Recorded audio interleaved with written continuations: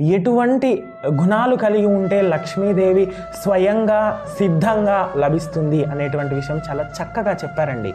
ఉత్సాహ సంపన్నం దీర్ఘసూత్రం క్రియావధి జ్ఞానం వ్యసనేశ్వసక్తం శూరం కృతజ్ఞం దృఢ సౌహృదం చ లక్ష్మీ స్వయం యాతి నివాసయోతో.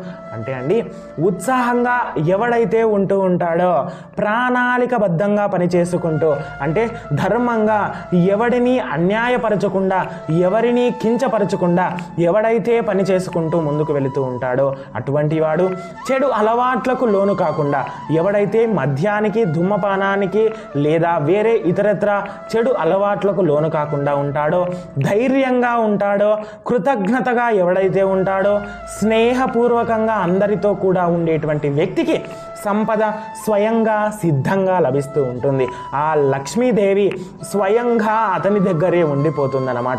కాబట్టి అందరూ తెలుసుకొని ఇవన్నీ పాటించండి. హరే కృష్ణ.